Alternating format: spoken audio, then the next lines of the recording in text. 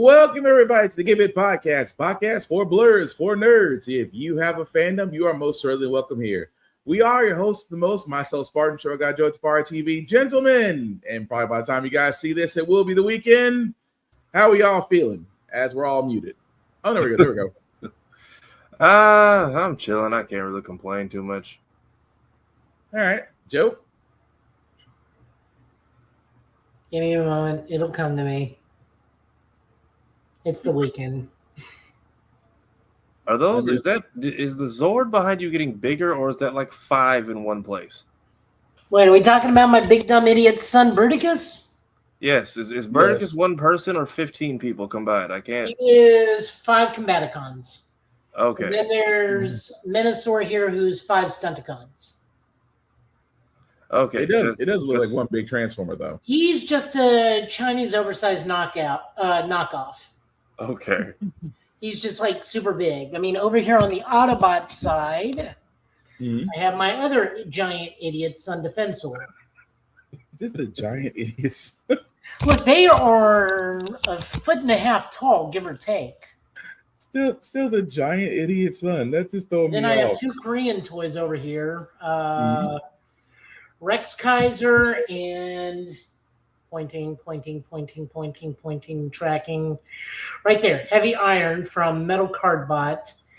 Pointing. There we go.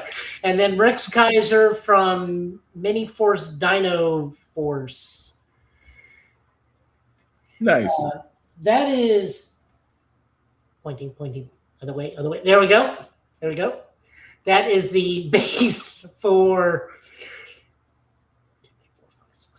9 different mini Zords, all about this size, that will connect to him if I ever get around to winning the lottery, because those are like $90 a piece because of it's because of shipping. Okay. These are all Korean. As we say in America, if you have a hobby right now, no, you don't. And that Optimus Prime was actually found at my hospital job, just laying on the ground in the resuscitation department under a table. And I literally was like, why is there an Optimus Prime here? I went and knocked on education's doors like, hey, I found this. Is this anybody's kid's Optimus Prime? It's like, no. It's like, well, I know where that's going. Left behind donated toy or what? It was literally on the ground in the resuscitation department where we come and do the dummies for CPR training. Okay. It's literally there. It's like, I know what that is, but I'm going to make sure I don't take some random child's toy. Unless Optimus Prime is being used for CPR demonstration. Oh, no, he's way too small. That's the only thing I can think of. I was like, why was like, never mind. Bad joke. Anyway, as you can see, guys, we're all on leveled up side, so we do try to watch your language. At the same time, we do show movies and trailers that might be too intense for younger viewers, so viewer discretion is advised. Aside from that, welcome. We usually want to start out happy, but unfortunately, we do have to start on this very somber note.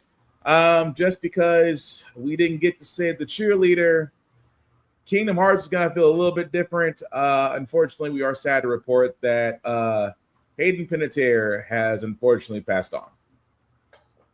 Breaking news just into the newsroom. Sad news to report. ABC News has confirmed actress Hayden Panettiere has died. ABC News received a statement from her father, Skip Panettiere, announcing she passed away. No word yet on her cause of death. You will recall Hayden starring in the ABC hit show Nashville and the soap opera One Life to Live. She was also in the movie Remember the Titans. Hayden also notice how they're not saying heroes. 36 years old. We will bring you the latest information as it becomes available right here on Eyewitness News and on ABC 7. You're 100% right. That's wild. Because every other, and again, we're not knocking journalists, because again, this was news. This news is now 48 hours old. So I'm not gonna knock the journalists, because for a lot of us who actually had remembered Hayden Panettiere, yes, she was a little girl. Remember the Titans, right next to Denzel Washington. But for a lot of us, we knew her in a show called Heroes, which again, if you're not sure of that, the term "save the cheerleader, save the world" was said a lot, and and her character was one of the tumultuous characters. And again, Heroes was a great show. I blame on the right. I mean, writer strike and everything else that was going on with it just led it to where. Yeah, no, that show lost. Both suffered in their final seasons because of that strike, and the strike is also what gave us Dragon Ball Evolution. Yeah, for those of y'all who don't understand, like, because I was in middle school when the show came out, like, I don't think we didn't have our first Iron Man movie yet. We didn't even know that Dark Knight was getting made, let alone was going to become a trilogy, let alone that was even a sequel movie. We just thought it was a cool Batman film, but we didn't even know it was being worked on yet. All we had was Heroes. As far as superhero television, we had Heroes, and that was it. Hayden Panettiere had like every household in the country, including my teachers, saying, "Save the cheerleader, save the world." We had no idea what that meant, but we tuned in every week to find out. And then for those of us who were just like kids when Remember the Titans came out, this was like, this was like Cleo being in Holes and then going back and realizing, oh, the dude from Holes was in Friday After Next. And then we're like, oh, the girl from Heroes is in Remember the Titans. So yeah, Hayden Panettiere wasn't just like, oh, a sad act. No, Hayden Panettiere was like America's girl for like a solid 5 years, dude. On top of the fact that she was Kyrie in Kingdom Hearts, I want to say up until the last 2 games, because there was like scheduling conflicts. So I believe the girl that takes over now is her understudy. But yeah, and then the fact that we were having such a great weekend as a fandom, man. We had that panel.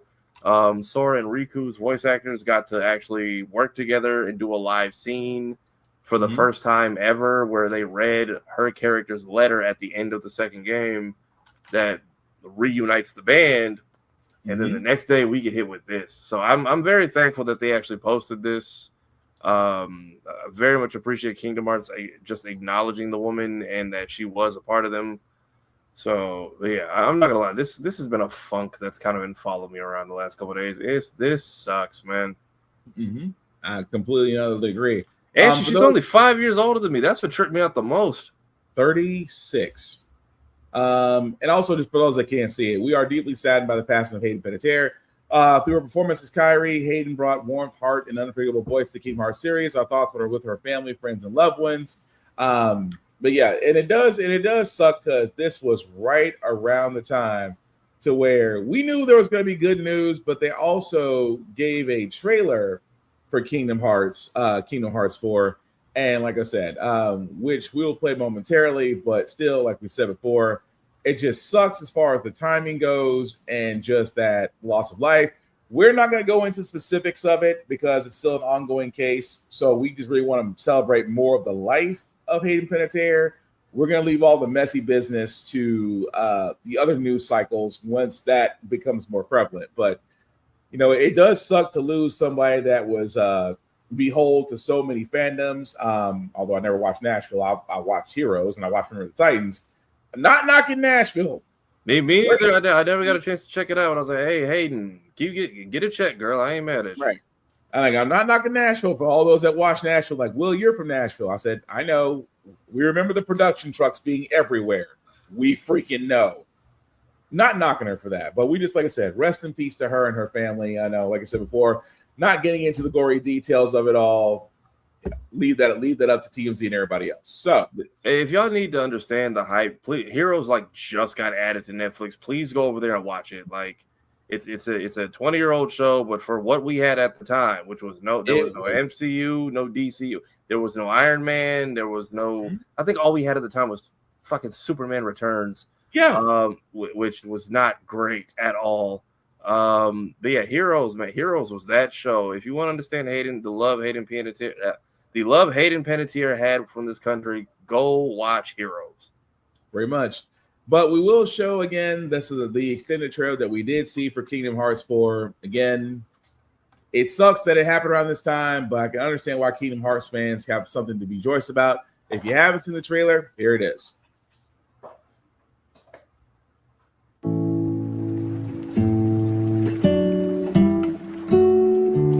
Brings back memories.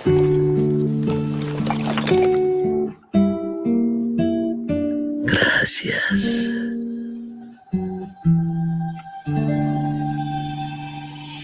Huh? Wait, what happened? He's been forgotten. When there's no one left in the living world who remembers you, you disappear from this world. We call it the final death. Hey, it happens to everyone eventually. Come on, De La Cruzito. You got a contest to win.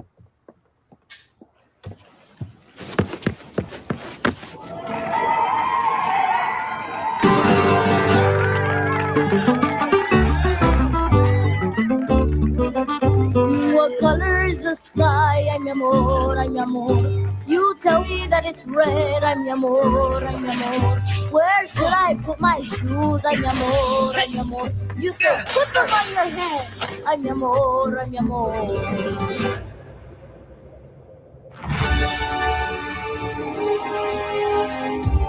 This is Quadratum. They're asking for Dandelion dispatch. A dark tide has appeared near Shibuya Station.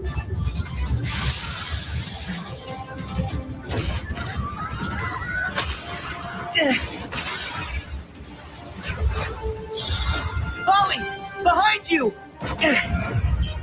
Wow! Whoa! Welcome to the Plaza de la Cruz.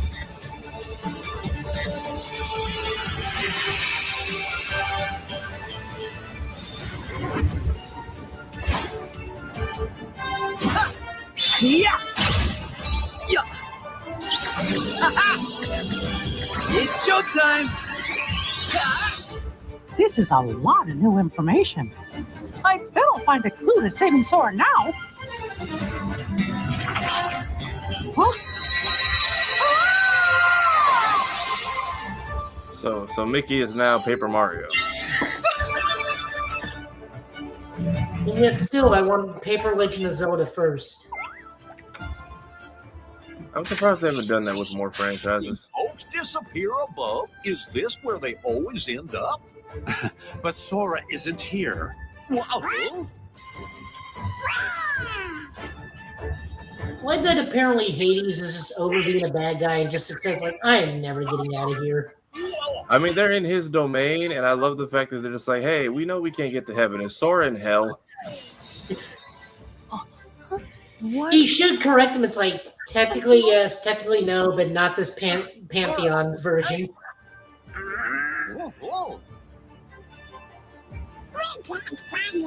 I like how Donald's tail is sticking out of the bone. Here's a surprise.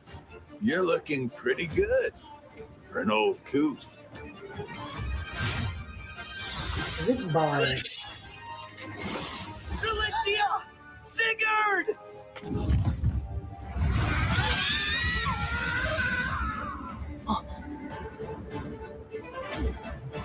And we still have the giant house key.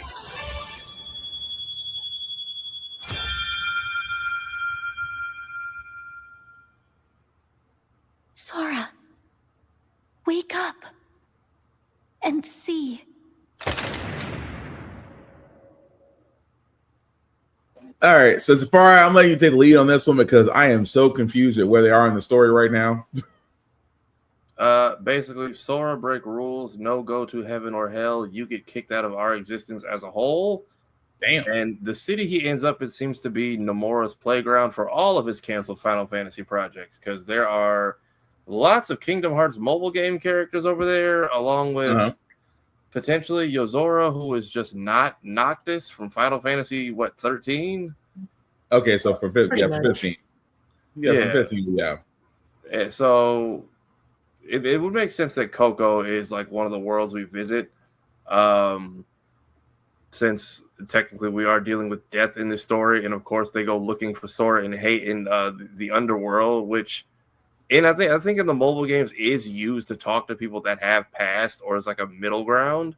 Okay. So, but because we don't exist in this reality, they're not going to find him there. But I wouldn't be shocked if they kind of do what they did with, it was a 3DS game called Dream Drop Distance, where they would be in the same worlds, but it would be split, so they could see each other, but they saw each other like as ghosts, kind of like how Donald and Goofy were like the Blue Phantoms.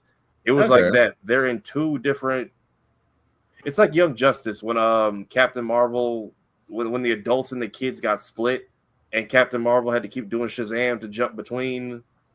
Okay. So to jump between planes, right? Same different planes of the same planet. It seems like that might be the case, or potentially we only connect with each other in Disney worlds.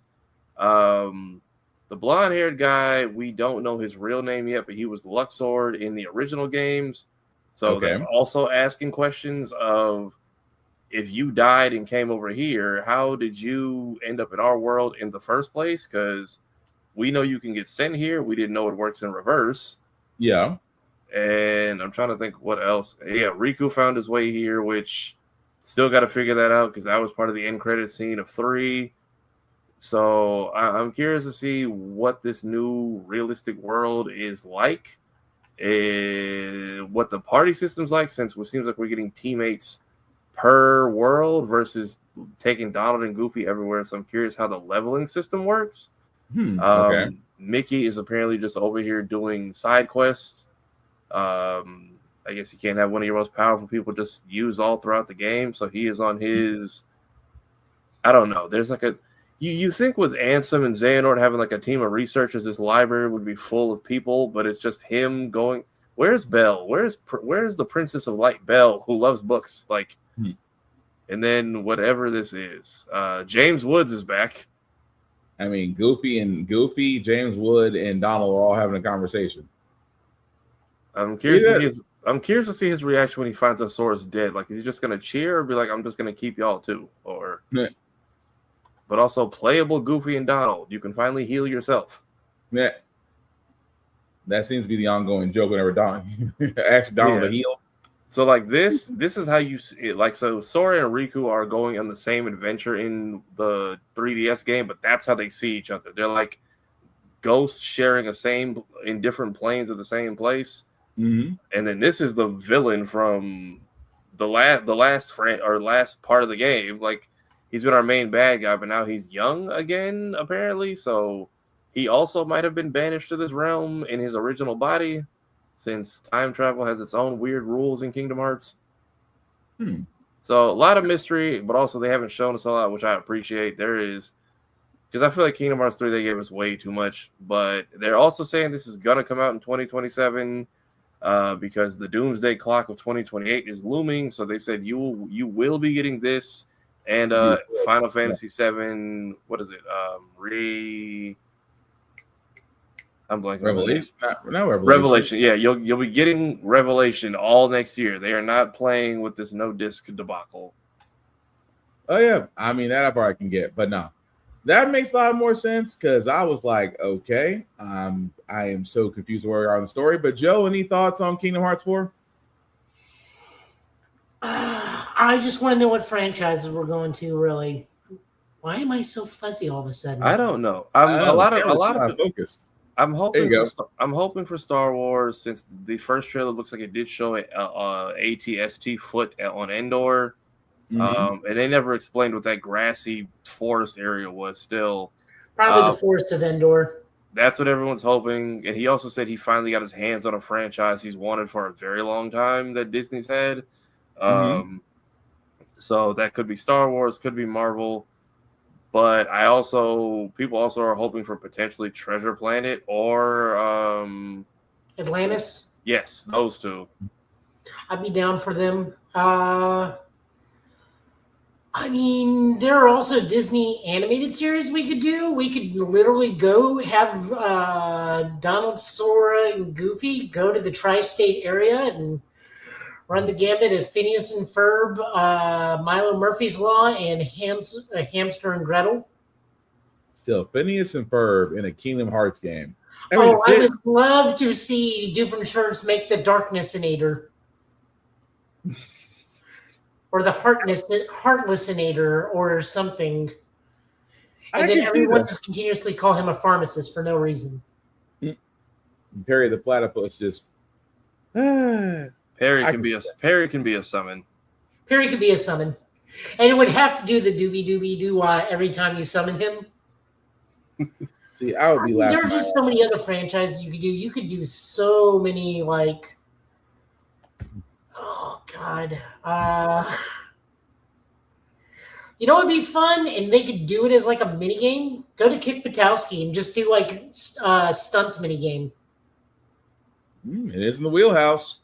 You know, like I said, I just want to know what worlds we're going to, because I mean, honest to God, unlike Tafari, I'm just kind of Kingdom Hearts out because like I want the Final Fantasy aspect in it.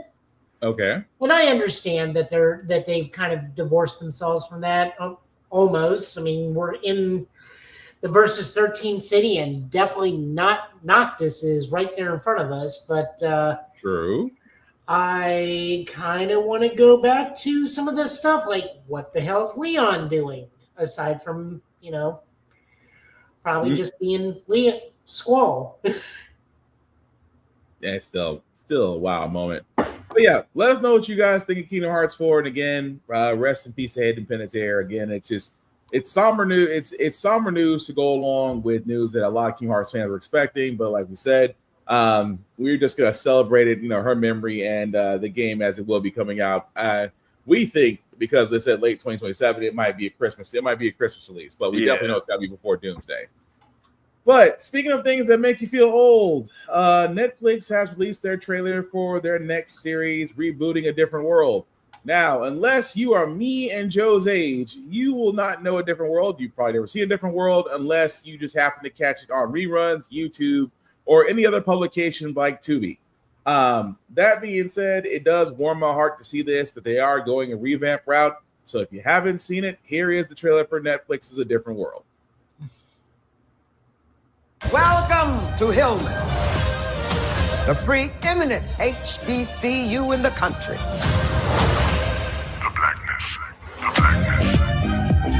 Baby, why are you here?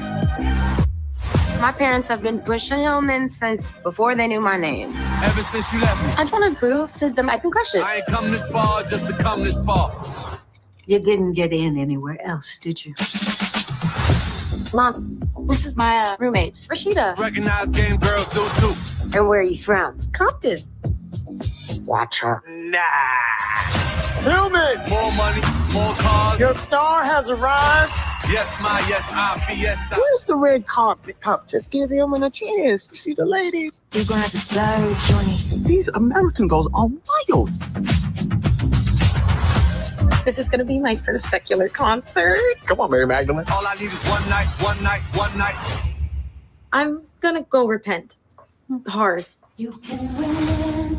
Man, D, she's beautiful. Talking smart, talented. I am handling my problems like a bad bitch.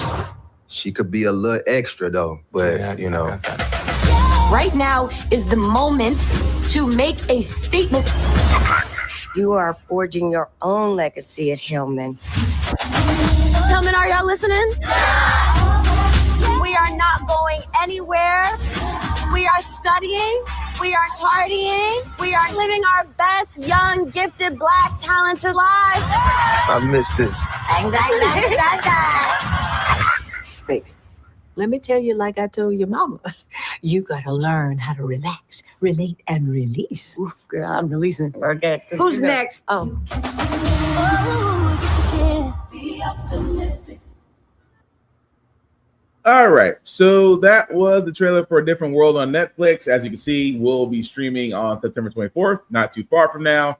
And like we said, this is around the time of when, I guess we can say his name now, when Bill Cosby was really on top of shows, especially with the Cosby Show, and then moving forward with A Different World, which was really centered around HBCU college life. Again, I'm just happy to see a lot of the original cast is there. The original, the Flip Up Shades. If you don't know where Flip Up Shades came from, they came from Kadeem Hardison's character, Dwayne Wade. Yeah, Dwayne Wade. I'm 2 seasons in so far. I got far enough to watch the main character leave the show. Yep. Also, if you don't understand why we also support Marissa Tomei, she was also in the original A Different World. So I was kind of sad to see. I was kind of sad to see Aunt May leave. I was like, Marissa Tomei and young Loretta Devine is in here. Yes, and for all those that don't know, they were in seasons. Marissa Tomei was in seasons 1 and 2, and I think Loretta was up to about season 3. But no, again, warms my heart. Definitely will watch it. Fellas, what we thinking? No, I'm trying to get caught up now, so I know what's going on and who everyone is. And And then apparently, tall, light-skinned brother with the dreadlocks is, I'm trying to find it because I want to make sure I get it right. That is Adrian Ray's brother or cousin. I am forgetting which one. Yeah, that is Hazel from South of Midnight's relative. So the good yeah, that's her brother. So Yeah. the good skills running the family apparently. So I'm excited to see what it is. I'm trying to just get caught up now before because I just met Kree as Freddy and all these other new characters they're throwing at me. So I'm trying to figure out who's who. Sinbad's in here. Apparently Loretta left and then came back because the episodes are out of order on here. But we'll see. I'm excited. Joe, what say you? I made it to the season that introduced Sinbad, and that was when it first aired. So I'll be honest, I don't know whose kids are who in this thing. I'm guessing the main girl is the main two, Cree Summers, and the other main dude's daughter. The main girl is Kadeem Harrison and Jasmine Guy's daughter. So that's Dwayne with Wayne, the flip-up glasses, right? So that's Dwayne Wayne and Whitney's daughter. Okay. Like, again, I know I saw. I'd like to far out. Have not rewatched this. This is not in my wheelhouse. I do remember watching this. I do remember that this was originally a spinoff from the Cosby Show that immediately separated itself from that and became its own thing. Yep. I know the name Dwayne Wayne, and I remember watching like a very young Sinbad on this. That's about as much as I can honestly remember. Oh, no problem with that. Because I'm pretty sure in the show they're gonna remind people of who the parents are. Because the couple of them I sat there and saw, I'm like, okay, so you're gonna be his kid, you're gonna be her kid. Okay, cool. I love the fact dad driving the whatever that was, Bugatti, Jaguar, whatever that was. He looked vaguely familiar to me too. Yeah, that's Dwayne Wayne's best friend. Okay. That's his best friend, who's his son is the one that's going to be the quarterback that's light-skinned and locks and all that crap. Why do I have the feeling that he's all pomp, no substance kind of dude? Like, he gets out on the field and immediately gets obliterated. Well, unless it's a Tyler Perry show, then he's going to probably find religion in somewhere a life lesson along the way. Don't make us play the Boondocks, how a Tyler Perry thing goes. Look, be glad it's not a Tyler Perry show. They gave you the religious girl who finally gets to go outside. That's gonna be your Tyler Perry's character. And I went to school with a whole bunch of them, so that'll be a fun one for me to watch. And with the moment she said non-secular, I'm like, oh yeah, no, that was a big giveaway. I was like, oh, you sheltered child. But don't ever call your parents. First thing you got to do is learn to lie, because you're gonna learn telling the truth is not nice. Exactly. It's just gonna have you crying in your dorm and throwing off the vibe, and you only get away with that with your roommates for like the first 4 times. If they tell you your favorite comic book hero is Larry Boy and your favorite band is Primus, oh god, you need to introduce them to things outside of that world. Oh god, I thought he was gonna sit there and say the last club they were in was Upward. I thought you were gonna say that. Well, let me phrase that with an old wrestling colloquialism of, well, you know. Oh god, I thought you were gonna say Upward class. I think you were gonna say Upward or Royal Rangers. I was gonna say, oh dear god, they were really. Look, I can't do Paul Bear. My voice doesn't even go that high, and that's me. So. No, I get it. I'm just messing with you. Oh yes. All I gotta say is, for all those that were in Upward Club or Royal Rangers, we're not making fun of you. We just know how sheltered you was. That being said, we do have a couple of video game trailers. I'm going to start with this one because, again, Game Science, who I really at this point probably stalk a little too much because I followed them since Black Myth Wukong. Of course, we've had a chance to play it. It was beautiful. Looks like they're starting another Black Myth series called Zhonghui. It's 15 minutes. We're not playing the whole thing. I just really wanted to show the fight scene. So if you haven't seen it, this little bit that we're showing.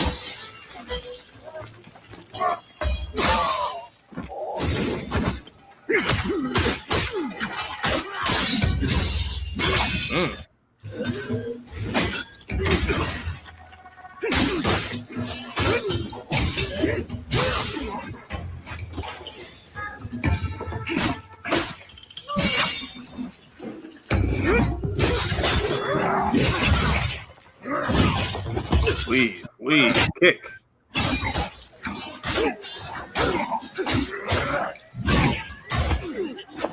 Friendly fire.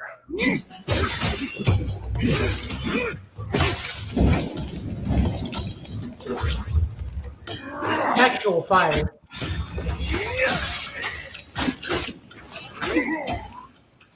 Okay, the off-screen attack was a little cheap.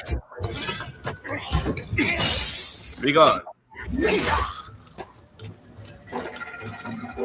You know, if he's a spirit detective, shouldn't he have just yelled finger bang and that would have been the end of it?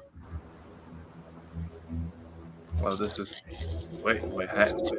Questions. I have many. What? Huh?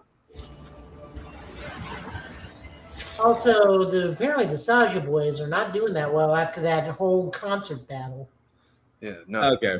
So I stopped it there because, like I said, it's 15 minutes. I just want to show one fight scene from this.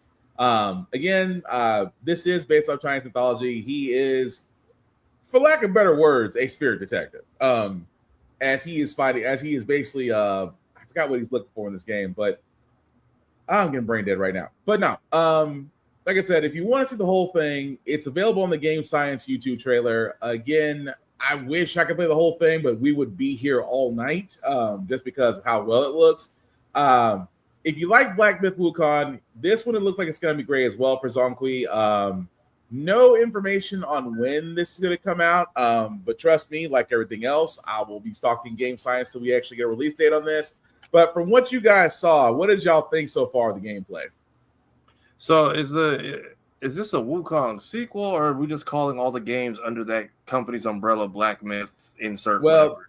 it's supposed to be a part of a series from what I read. So every series follows a different story. They're not going to all run together. They're just all going to be on they're all based off different mythologies. Okay. I'm sorry, different mythology legends, I should say.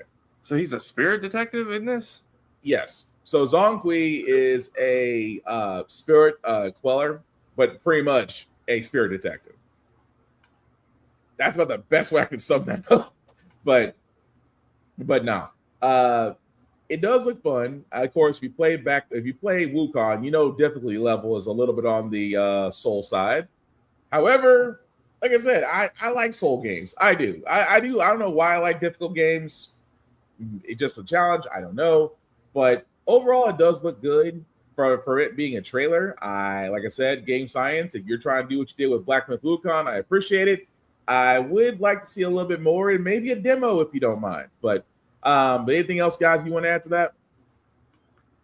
No, I mean, I look forward to seeing more of it. I know I missed the Wukong train, but I probably need to go back and watch this full thing to get a better grasp of it. But it looks interesting so far. I'm always down for some decent sword combat with some parries, and then whatever the hell happened did he turn into Doctor Strange's cloak at the end? What was that? Well, he actually becomes a spirit guy. So he's so when he checks him, the finger on the nose, I can tell you that part. Basically, the guy physically dies, but he becomes a spirit detective and he guides the character after that. Okay. So, but Joe, what do you think? I I'm probably gonna pass because Souls just don't. Ever since Elden Ring, I got that out of my system, and Souls-like games just do not hold my attention anymore. Okay. Like, it's almost just the exact same thing, just with a different face to it. And action games of sword fighting action games are very, very similar across the board. Like, you have your upcoming Onimushas. That's going to be like a thing. That's a hack slash. Mm-hmm. This is a Souls-like. We have the Assassin's Creed style action games. Mm-hmm. Souls just don't do it for me. I've had my fill. I did my time. It just doesn't interest me. It's just kind of bored of the genre. No, completely understandable. But like I said, I just know I'm looking forward to that. Phantom Blade Zero, I can't wait till freaking October for that one. But there's a reason why I brought that up, because Sony gives 0 Fs. But before we do get to that, though, how many of y'all guys knew this? Because I did not. Columbia House, which again has been around for 70 plus years, has decided that they are now going out of business on September 15th of this year. Which is a weird thing to happen, considering CDs are slowly coming back in vogue, considering right. People are starting to say records cost too much money, so they're going back to CDs. And that's the part that kills me, because for all those that don't remember, and I feel like a very old person when I say this, there was a thing called Columbia House where, as you can see right there, they gave you 11 albums for $1. Now, again, there was also the one where it's like 22 CDs for a penny. There's a reason for that. A lot of people really didn't misunderstand the marketing. There was a whole mess, but Columbia House, before Tower Records, before really any major distributing record place, that's where a lot of people got their music from. But the fact of the matter that I'm not gonna lie, I thought for the longest time they were already out of business, which looks like, according to NPR, at the peak of the 1990s, this company was pulling in $1.4 billion in revenue. I did not think that many people were buying from this joint. But yeah, it is weird that, like you guys were saying, CDs are coming back. Vinyl, which I'm sorry to say, because that's vinyl, you will never replicate vinyl sound. But vinyl is becoming too expensive. Of course, as we talk about physical media coming back, it's the fact of the matter is, you would think places like Columbia House, Suncoast, they would be thinking it's their time to shine right now. Although Suncoast has kind of been out of business for almost 2 decades, but still, yeah, you would think that this would be the perfect time to, like, oh, everybody wants CDs again? Time to dust off those old stores. I mean, we'll never see Tower Records again. Tower is just gone. But what do you think about that, y'all? The fact that Columbia is shutting down at the time when they could probably make bank, really. I'm just shocked to see it happen, especially after 71 years. And they're just ceasing production. Like, nobody bought them out, right? No, they're pretty much going out of business, so nobody bought them. Although the simple fact of the matter is, they have been around since the beginning of since the introduction of the 8-track. 8-track tapes. They've been around since 8-track tapes. I am just saying, but no. They didn't get bought out. It was just they filed for looks like they filed for bankruptcy in 2015 before the brand was acquired by Edgeline Ventures, and it looks like, yeah, in the end, Columbia House managed to outlast the penny. Dang, that's kind of saying a lot. But no, and you would think at a time where they would be making a comeback. MySpace of all things is making a comeback. What does that tell you? If MySpace can come back among the era of Facebook, I don't know. I could be spitballing here, but Joe, anything you want to add to that? Dude, it's wild. It's just the whole idea of I'm gonna be honest. I thought Columbia House closed down a long time ago. I really thought that, but the fact that it isn't, the fact that it hasn't, that just screams volumes to me. It really does. Also, GTA 6. How can we put this? Because this is probably going to be a little bit on the quick side of news. For all of those that have pre-ordered, they gave Rockstar $500 million. Congratulations! But before the Netflix announcement for GTA, apparently they did have a leak. Again, we're not going to show where the leaks are, but apparently, if you go somewhere else along the Grand Line, a group calling themselves Cyber League actually showed a gameplay clip of apparently the main character attacking a police officer, stealing a motorcycle, attacking a group of homeless people underneath an overpass with a knife, and again, just various other scenes. So Cyber League is the group that is claiming to cause these leaks, because last time we said someone leaked something from GTA 6, the snipers got a hold of him quickly and he disappeared without a trace. Now, this group itself, it's called Cyber League, is pretty much saying that they want to hold Rockstar hostage with a set of demands. Now, what those demands are, well, a little weird. And let me see if I can find them as quickly as possible, because here's what they said. Here's what they said they wanted. And let's see here. So there is a site to the Cyber League website. We're not going to show it here. Go at your own peril. That they had what they call commandments, 3 commandments.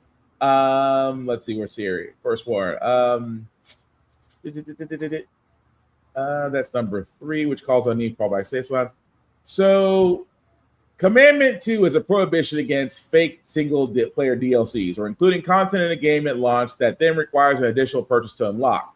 So what they're pretty much saying is they want to avoid the fact of dislock content behind a paywall that you already own. So for all those that don't remember dislock content, where the content was already on the disc, but you basically paid to get a code to actually release the content on the disc that you've already paid for. Cyber League is pretty much saying the same concept, except this time it's a paywall. They don't want dislock content that you already own on the actual media yourself. They don't want it behind a paywall. They also said, and that was Commandment 2. Commandment 1, it's a statement against digital pre-orders, which they sat there and said, no consumer shall pay for a game through digital storefronts before releasing an independent review. Physical pre-orders for tangible media remains permitted. Pre-orders were not created for gamers. They were created because physical discs had manufacturing limits. And digital distribution, there is no inventory. There is no stock shortage. A digital copy cannot sell out, yet publishers kept the pre-order system and stripped away its only consumer benefit. Now gamers pay early and receive nothing in return except the countdown timer and a cosmetic skin. If publishers want revenue before launch, they can press discs, print boxes, put them on shelves, earn that money through physical production. And then I'm trying to see what the third commandment. Let's see. Buy our crypto coin. Yeah. So the donation part. So that was their 3 commandments. Now again, this is a group that allegedly has Rockstar by the balls. They're saying if their commandments aren't met, that they will continue their campaign. Rockstar at this point has put all their nuts in a barrel with GTA 6. I honestly believe if GTA 6 does not do well, that is the end of Rockstar. If GTA 6 does well, Rockstar continues to shine. The question I have, fellas, is should we really be concerned about this group claiming that they can halt Rockstar in their traps? Are they blowing smoke, or is this just another ploy just to put more eyes on GTA 6? I think these dudes are just pretending they're doing a noble cause, but clearly they're trying to do some kind of pump and dump for their meme coin, and they're all going to go under the jail. We've played this game before. No one has won, so have fun with this unwinnable game of the Running Man you're now playing. I'm just saying, because the last time GTA 6 got anything regarding GTA 6 got put out, that dude came up missing, literally missing. But again, it's a cyber group. Really should be surprised about that. Joe, any thoughts? More power to them. If they get what they want, we kind of win. Yeah. It's kind of difficult to judge because, like I said, if they do get what they want, we kind of win. I mean, I'm not knocking it. If they are able to turn the eventual tide of distributors like Sony, for example, going back to producing physical discs for pre-orders, I see their point. But unless they're sitting on the game in a half shell and are going to release it before Rockstar does, I don't know how much of a threat they actually have. So again, we'll see. But like I said, if you want to know about CyberLeak, and again, we're not posting it here, that's at your own peril. You can peruse the grand line and find that out for yourselves. Outside of that, Crunchyroll, being the empire that it has decided to go ahead and gut an online store of its anime and mangas and putting everything behind its paywall. Literally, it's just the Crunchyroll store had again switched their memberships, because at first you could access everything under a basic tier. We did report this a while back that unless you have a Mega or Ultimate Crunchyroll Ultimate or Mega Crunchyroll subscription, you will not be able to access those things. So they put them behind a paywall. So are we really surprised, guys, that Crunchyroll is pretty much going after every other site and just pretty much consuming them at this point? No, we all said this would happen. I said it was an issue when they merged them with Funimation. I said it was an issue when they shut down Funimation. And I said it was an issue when every damn anime store started redirecting to the Crunchyroll store. Mm-hmm. Thankfully, you have places like what is the one we talk about in the group chat from time to time? Discotheque. Thankfully, Discotheque just sells like through them, but not. I think you can also buy on Discotheque directly. But I think even the Discotheque CDs are going to be behind this paywall, which I'm curious how that works. If you don't own, will you just distribute? Like, I don't think I'm part of your subscription tier. So, and just for clearing that up, the only other sites that have Blu-ray anime on their sites that are title owned and distributed by Sony are either Funimation, Crunchyroll, and Amniplex. So we're down to 3. And that right there, and it doesn't help that, again, Crunchyroll was supposed to be the difference, and they're now the evil empire. But not to say that there are fan subs out there, not to say that there are other sites out there, the grand line that you can go to. But Joe, does this make Crunchyroll more difficult because they're pretty much becoming the Walmart of anime at this point? Like, we have no choice but to go to them. I mean, yeah, they're so integrated. They're showing up in Disney Plus and Hulu. So, I mean, they only got one thing. The only other site to go to is like Ocean Vale. I think that's what it's called. I have no idea. And I think you have to be a certain age to go to that one. Yeah. I have no idea. High Dive is another one. High Dive is another one that's age restricted. Yeah, High Dive. That's but I've also heard High Dive barely works. Like, I heard High Dive just took Funimation. There is the free one, Retro Crush, but that's for like more classic stuff. Yeah, but that's only a matter of time before that disappears. I think they're actually a subsidiary of Crunchyroll. They're just like the free classic one. I might be wrong on that. They may be the Viz Media one. I mean, I really don't know what to say on this one because, like, yeah, they are the only one. They're kind of running a monopoly right now, but like, no one's really going to stop them. That part, and that's the thing. And that's the thing. I hate to say it, but it's true. It's going to be hard to honestly stop them when they are the only players in town. But again, Crunchyroll being a necessary evil, that's like Amazon. I would love not to shop at Amazon, but unfortunately, there are things there that Jeff Bezos said you have to go through me or take your chance on Temu. And I'm surprised Temu's still around, honestly. But are they going out of business? I have not looked into that, but I've heard rumors. Temu might be getting sold out. Which you would think, considering the fact of how much business they do on TikTok, you would think they'd still be around. But I like I said, I have to look into that. But the reason why I did talk about Sony, giving 0 Fs before we get into Cyberpunk, for all those that don't remember, there was a state of play this week.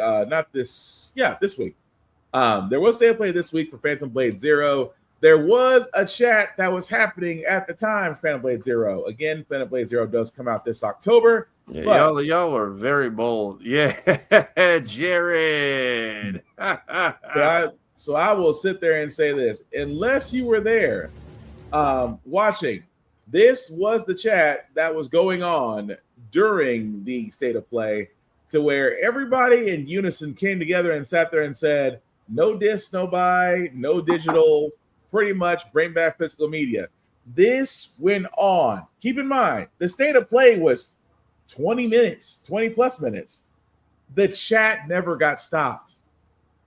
So either Sony has given 0 Fs and said you can see everything that you want, but we are moving forward, or somebody on the social media side for Sony fell asleep. No, they don't care because they know they're going to get their money. Yeah, they That's true. truly don't. Like, leaving the chat on was a very bold move. And then I saw this tweet and put it in the group chat. I didn't think it was going to end up in a Kotaku article. That is actually hilarious. Yeah. And again, like I said, I love Fanblade Zero. My dumbass already pre-ordered it just because I was off the strength of it. Do I want physical discs? Yes. But at this point, Sony has sat there and said, we are going to do what the frack we want to do, and either you can buy it or you can waive it off. I keep hoping that, with Xbox allowing their players to turn their physical games into digital disc, somebody on the interwebs go look at Sony's disc and go, there's a way to rip this shit off the digital and put it on an actual disc. I can only hope. I can only freaking hope that happens. But until then, Sony sat there and said, we give 0 Fs about the whole thing. But speaking of that, speaking of just 0 Fs given, although that's a weird segue, we actually have a new trailer for Cyberpunk Edge Runners 2. I have not yet seen this trailer. Tafari, Joe, have y'all seen it? Nope. No, I just saw the thumbnail in passing. Okay, because I wonder where this is going to go, because spoiler alert of how the first Edge Runners ended, unless it's going with an all-new group. But either way, we'll see. If you haven't seen the trailer for Edge Runners, Cyberpunk Edge Runners 2 on Netflix, here it is.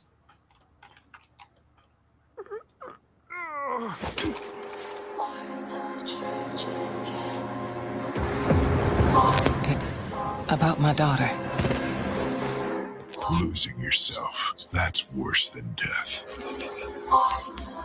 Those burns. Didn't know anyone survived. You've been out for blood all this time. Okay, no. Finally! I found you. Boom.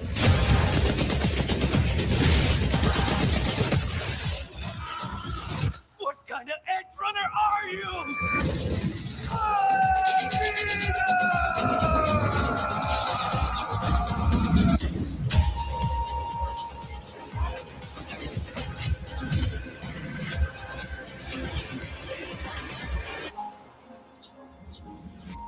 You're a weapon? A weapon made out of people? This is just a Tuesday in Pacifica.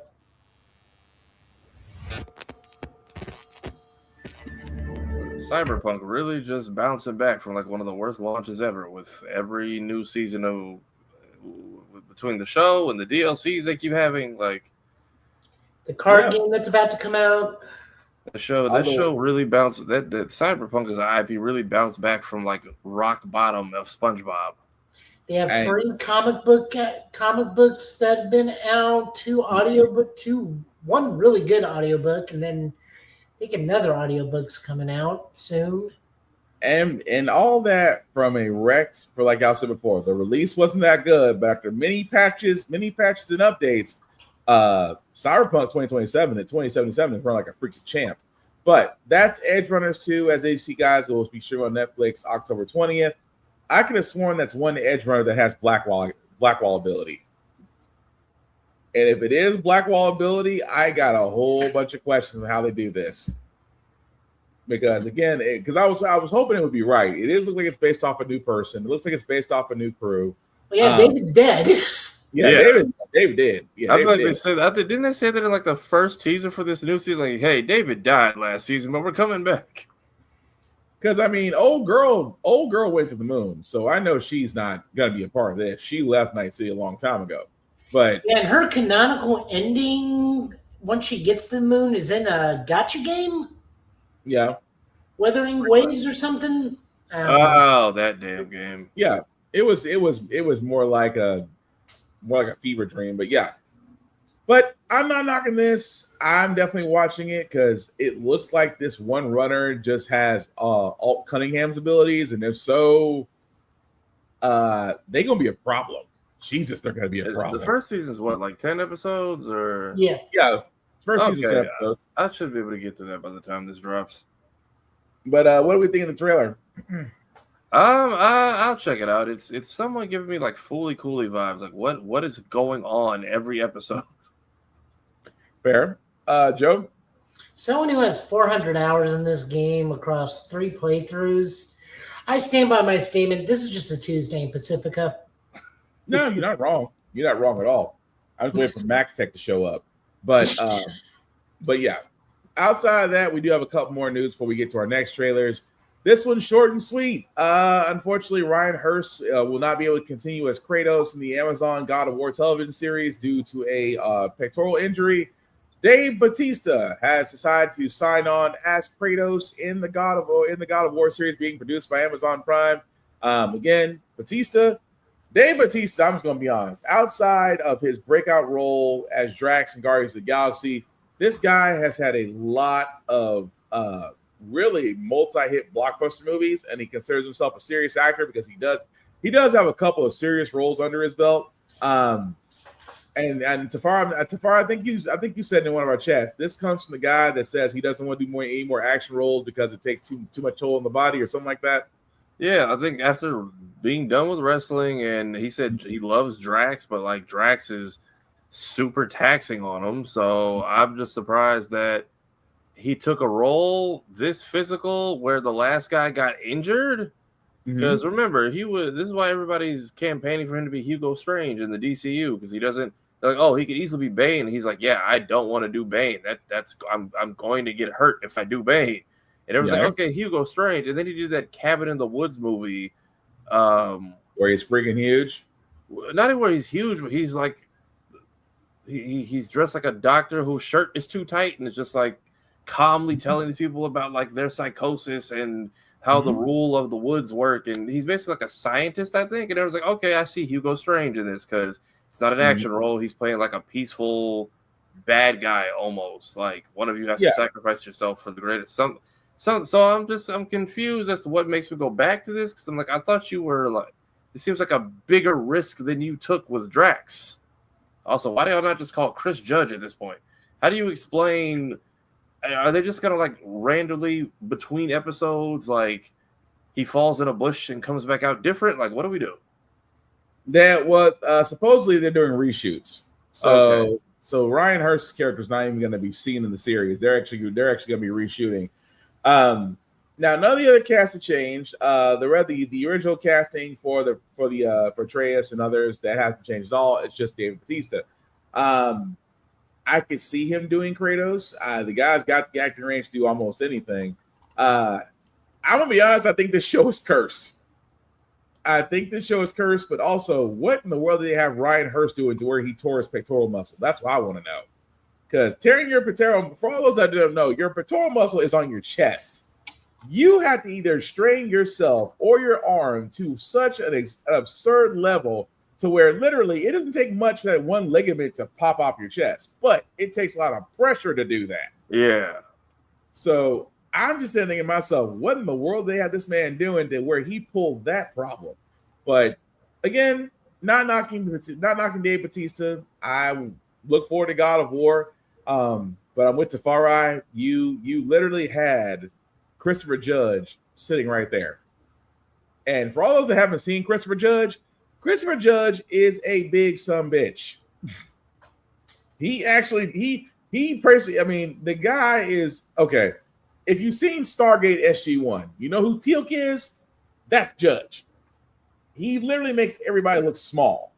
And again, he's voiced Kratos in God of War, in the revamped God of War, in God of War Ragnarok, and in the DLC that we've gotten. And he'll be voicing in God of War Le Fay when that comes out.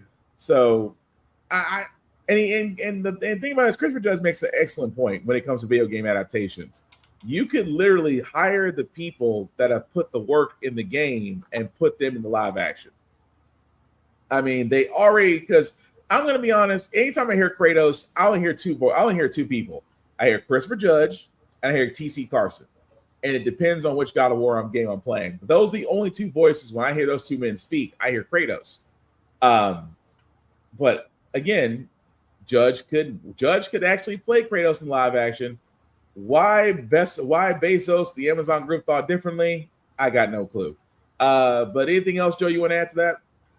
I mean, Batista does not have to get super huge to be Dad Kratos. Nah, he's already. We're not talking Drax huge. Also, let's keep in mind that Dave Batista has a better track record of Hollywood successes than The Rock at this point. Yeah, true. Yeah. I mean, I am looking at Christopher Judge now.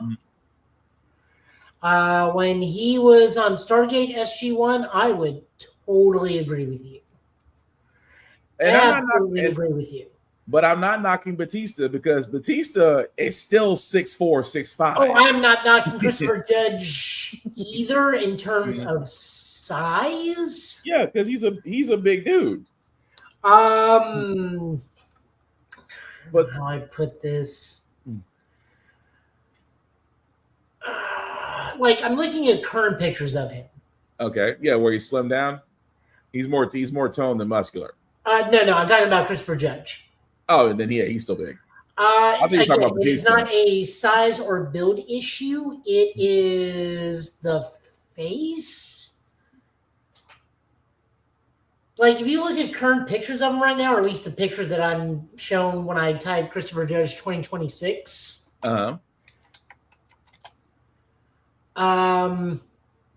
If it's not the star thing right now, like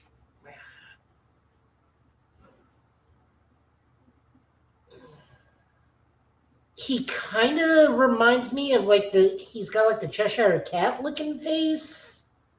I mean, true, but I mean, I'm not trying, like I said, like right there over off the side or over there on the Wikipedia. Like, again, I'm not talking about stature. I'm not talking about acting ability. I'm not talking about the fact that he's black. I'm talking about that you get the Stargate SG-1 photo right there, and then you move 3 over to the right.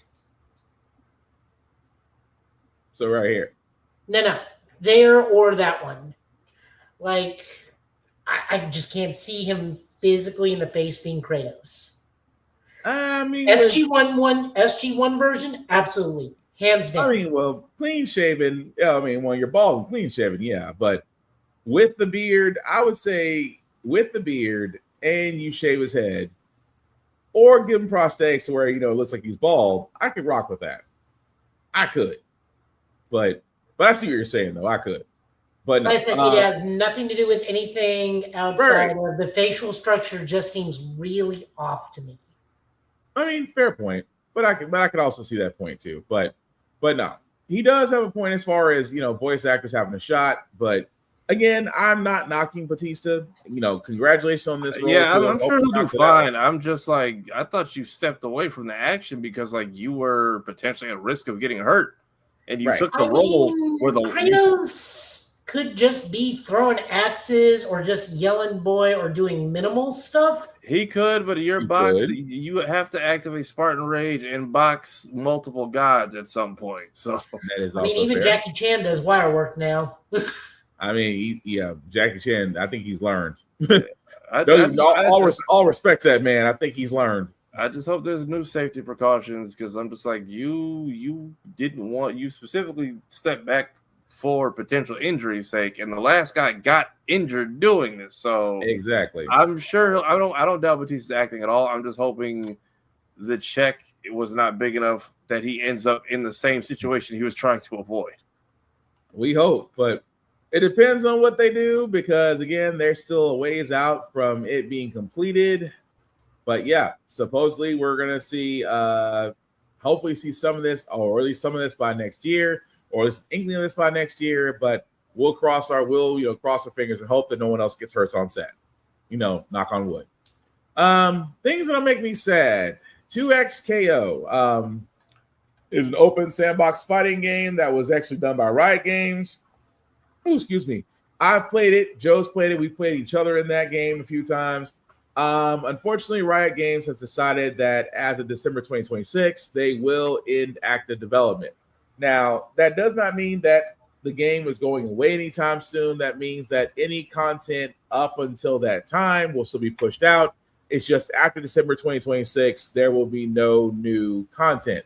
Now, they did sit there and say that all champs will be unlocked. All champions will be unlocked. So if there were certain champions that you wanted to play in 2XKO, they will now be all released. 2XKO will still be playable on all platforms.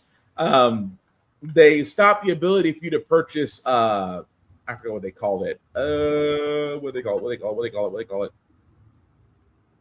It was KO points. So they did disable the fact that you can no longer purchase KO points. They are refunding all purchases made prior to August the 20th. So that's cool. At least they're honoring their customers that way. So if you did make purchases before August 20th, which at the time of this recording is today, as long as you did beforehand, you'll get refunded. And of course, those refunds will be distributed within the next 2 weeks. So again, it's sad because I liked it. It was an open sandbox fighting game.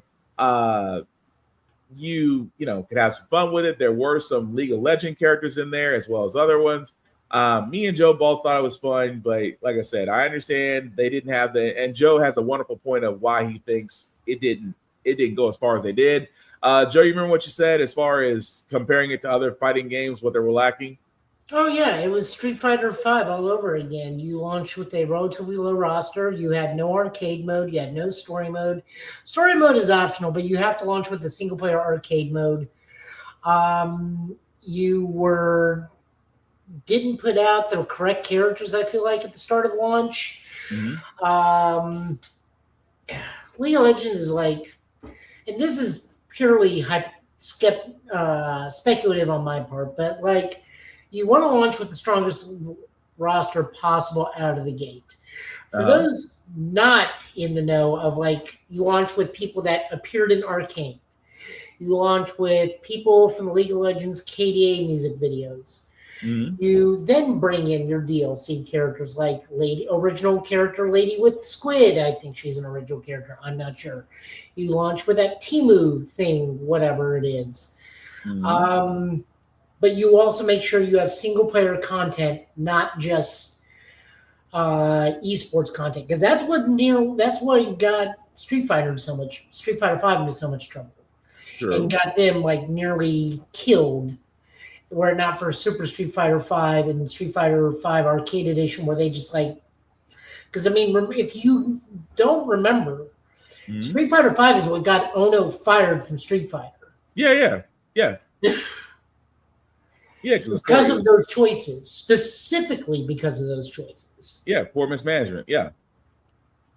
No, I completely remember that. But it, like I said before, it was an interesting concept. I kind of wish it, if it was done differently, I still think it'll be around. Now, again, I'm stressing this very heavily. They did not say the game was being shut down anytime soon. Again, if you've made purchases before today, August the 20th, you are being refunded. The game is still active. You can still play across all platforms. All champions have been unlocked. So, hey, just like Destiny 2, enjoy the ride while you can. And this was the game that was in like infinite beta forever and finally just came out. That's it. That was the one. And when it came out, it was actually fun because when it came out, it had 6 characters. Or it might have been 4. And the rest were what? Paywalled? Had to be unlocked or? Paywalled. You could earn fight money by fighting and doing the trials and the tutorial. Right. But ultimately, yeah. Yeah.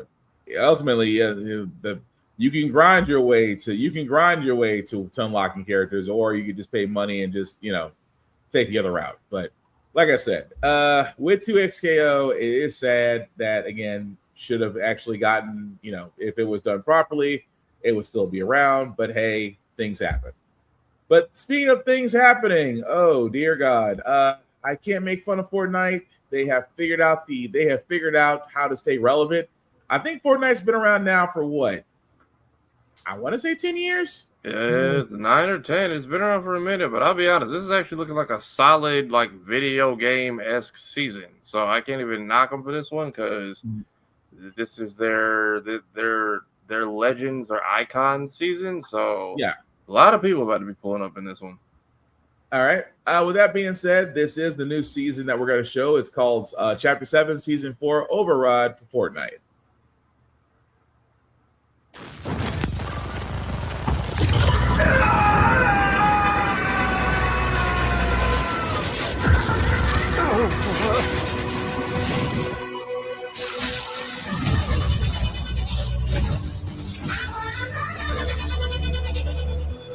They Crash and Spyro. No. Not Link over there. Not my Shiranui.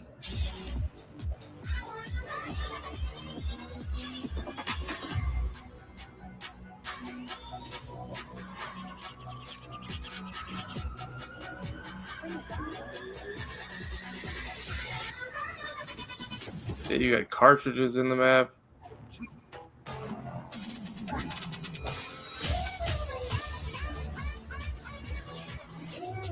That transition was smooth.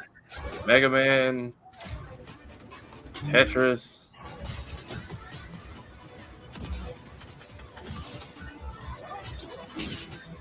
Raiden. Scorpion, Sub-Zero.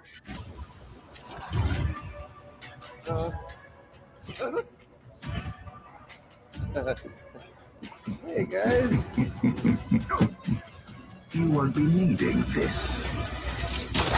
The visitor's channel.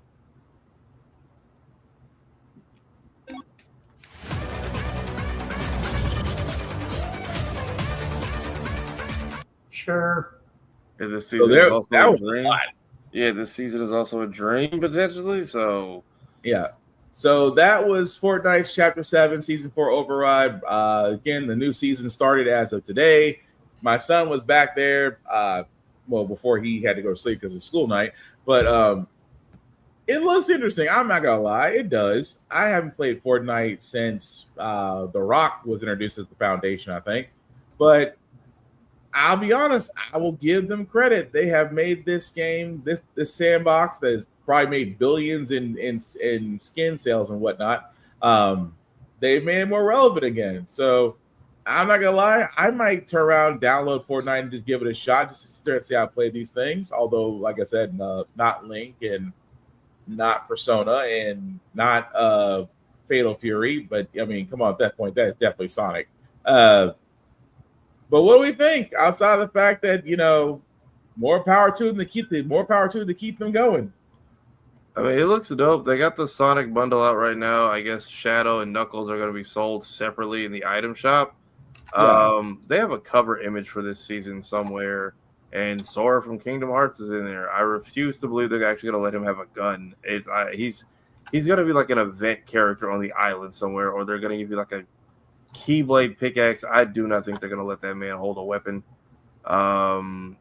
Curious to see. I'm surprised Cloud and Sephiroth haven't made it in, but they'll probably save that for closer to their game's release. Right. I feel like you might get a Crash skin with Spyro as a backpack or a sidekick, maybe like Tails is in this game. But yeah, you have like a Cyber or Mecha because of the weird shoulder pads. You have a Mecha, Knuckles, Sonic, and Shadow. So I'm trying not to go all in on the season because I'm tempted to buy it, but we'll see. Yeah, fair enough. And Joe, I know your opinion on Fortnite, but considering what they've done, you got to give them credit that they stuck out this long. Where's the Beyblade? Why has Beyblade X not been in Fortnite yet? Isn't Beyblade owned by shoot? I got the company that owns I don't Beyblade. think it matters who they're owned, but who owns what. It's Fortnite. They have everything. Well, true, but that no one said no to them yet. I don't think any company has said no to them using certain characters. Now I think about it. Probably not. But seems like it. But yeah, but let us know what you think. Like I said, Override season is out there now, and I'm pretty sure a lot of people are having fun with it. But yeah, can't knock it. Fortnite has figured out their formula. But speaking of things that have a formula, I did not see this coming. Have y'all seen the Golden Axe trailer?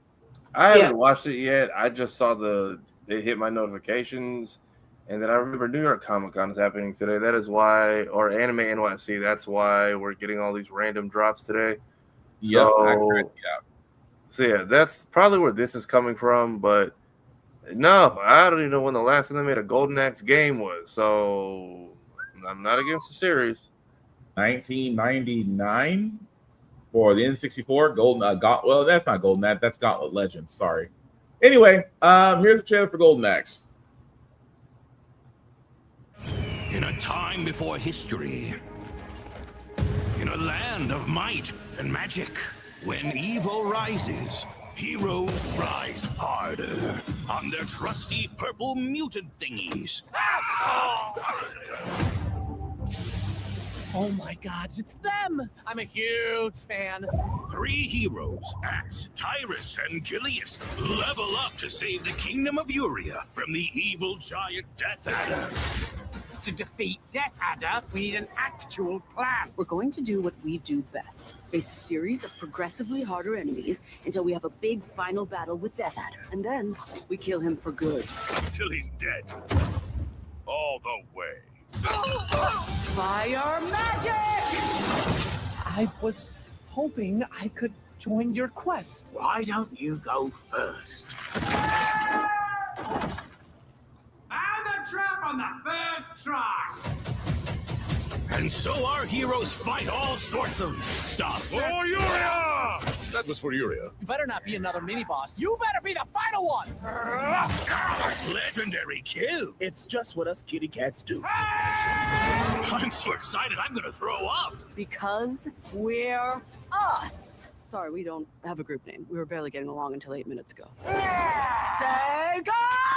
Chop first, axe questions later. What else would you do with an axe? I don't know! Golden Axe. Whoa, like the game? Heck yeah! Let's freaking go! Thank.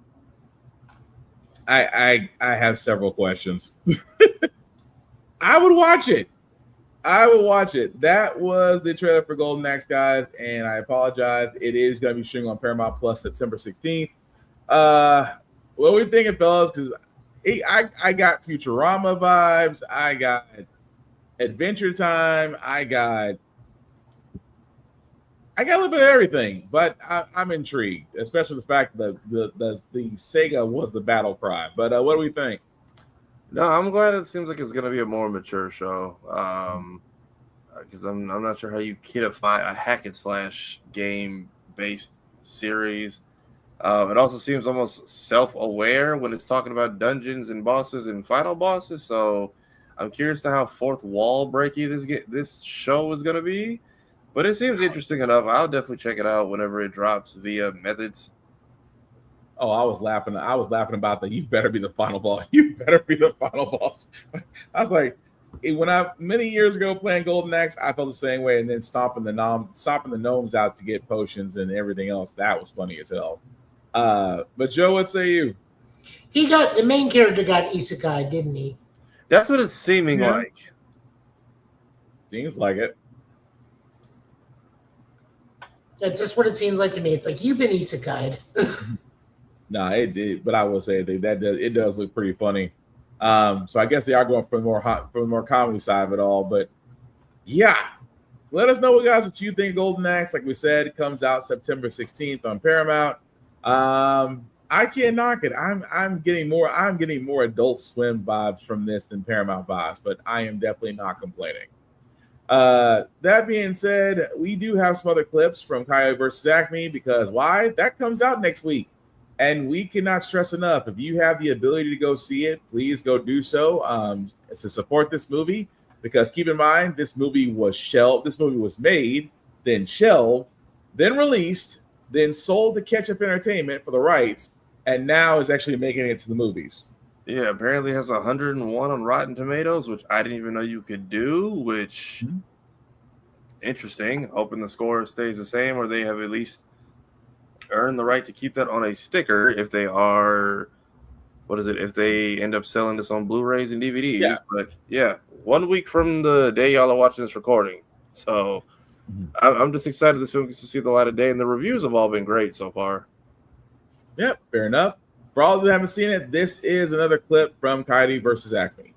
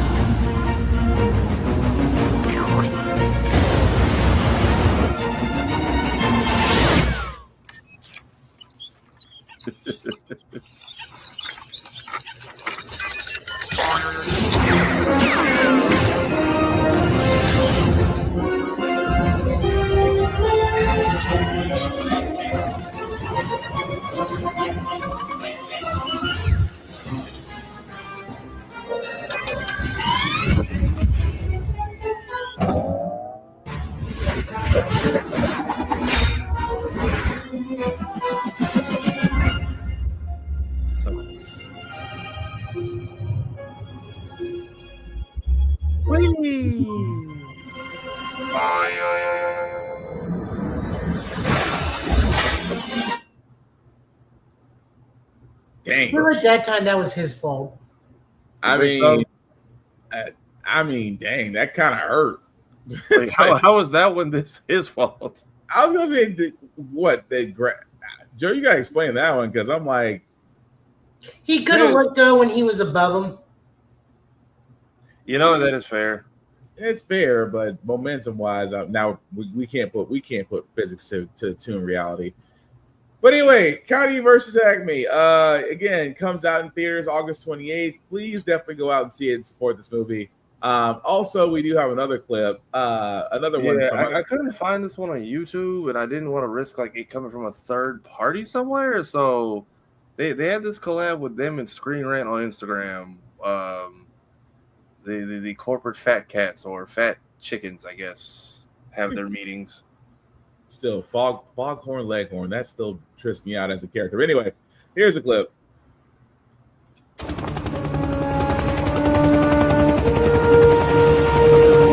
Does it expand?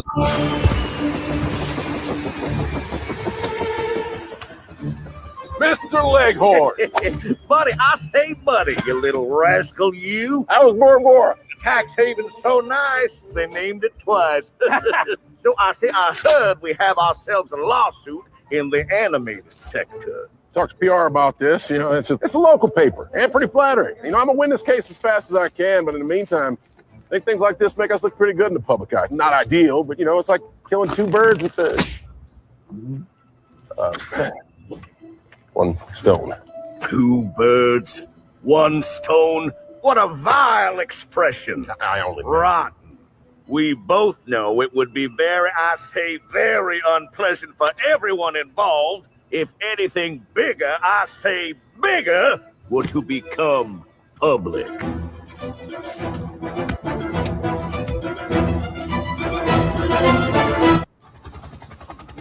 Yeah, what is the little window thing in the middle? I didn't know if that was an expand or okay, mini player. Never mind. I was looking for an expand, but yeah, that's about as big as I can make that screen. Okay, yeah, this is what Foghorn Leghorn was doing before he started hanging out with Daffy. Boy, Foghorn went real corporate in this one, didn't he?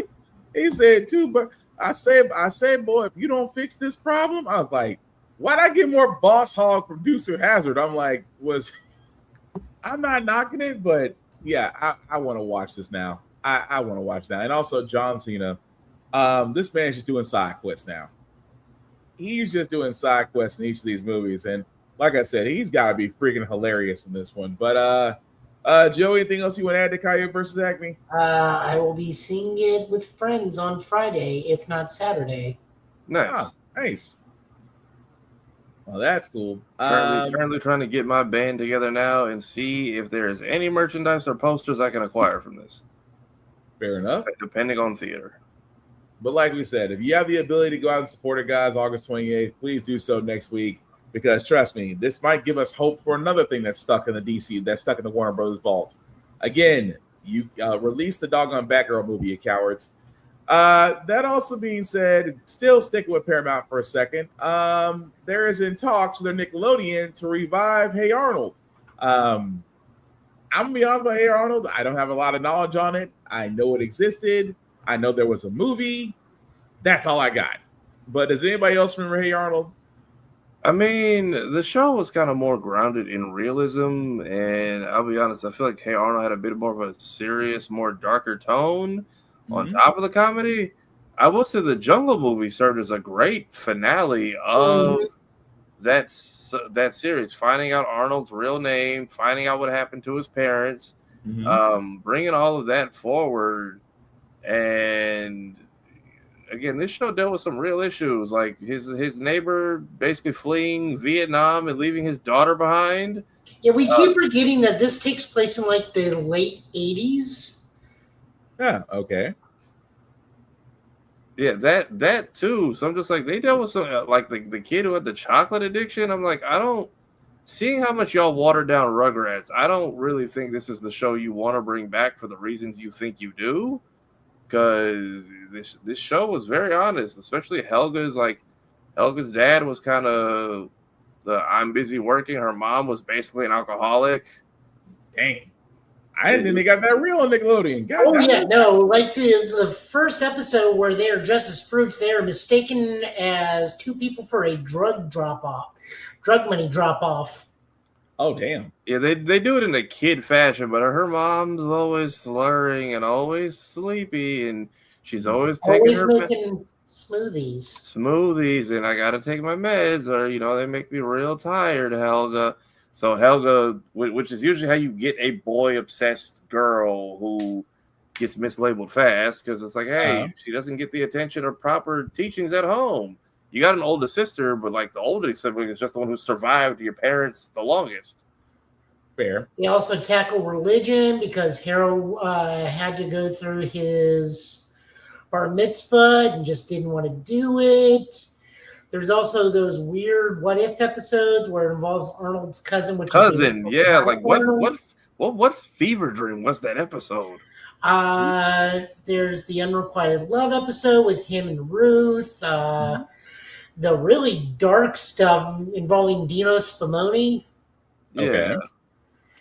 Which is just like they're standing for Dean Martin and his inevitable downfall in musical society as time and genre just kind of passed him by. But no, it did end very well. Jungle Movie's fantastic. I mean, I wouldn't mind a season of them like maybe a year or two older and Arnold still acclimating to his parents and his parents acclimating to like society after being asleep for what is essentially 10 to 11 years that they're gone. Yeah. Okay. And also, I mean, I don't mind if they're a little older, like maybe 13, 14, and seeing Helga and Arnold navigate a young relationship, because we do have the fast forward episode where they are obviously married. Okay. Yeah. But also seeing what that kind of relationship looks like, because we know Helga will be pushy, but we also know Arnold won't take that BS. Right. So, I mean, I'm down for it, but I'm also extremely biased because Hey Arnold is my favorite Nicktoon. Fair enough. Like, I remember when he was on Pee-wee's Playhouse. I mean, nothing wrong. Fair enough. Wait, was it? Yeah, he appeared a couple times on Pee-wee's Playhouse with, he was like a backup short for that Penny claymation. He was also a claymation on Pee-wee's Playhouse a couple times. Right, he was. Also, the other thing that you should know, Hey Arnold, the most insanely good and awesome soundtrack ever. That too. Like, this is where all the people Tafari's age and to some extent our age, this is why we like lo-fi so much. Yeah. Yeah. I learned something. Well, that's cool. I mean, right now it is in the process of being talked about being revived. If more news does come out about it, we will definitely talk about it. But You know, you dang, can give me an episode about global warming and how Arnold's room is just not adequate to live in because it's just a giant skylight and is somehow not actively cooking him every morning. I'm about to say he lives in a loft, doesn't he? Yes, Loft, with no way to shield it. I'm just like, I would love to see the episode where Arnold replaces his skylight with like solar panels. Jesus. So he's, I mean, not to mention all the technology in his room. That boy must be like my my room when I live with my family. It's just like constantly 80 degrees. You just get acclimated to it naturally. Jesus. Well, we will definitely keep up with that on Paramount Plus. If more news is out about that, I had not realized that Nickelodeon went that dark and that real. I missed out on some things.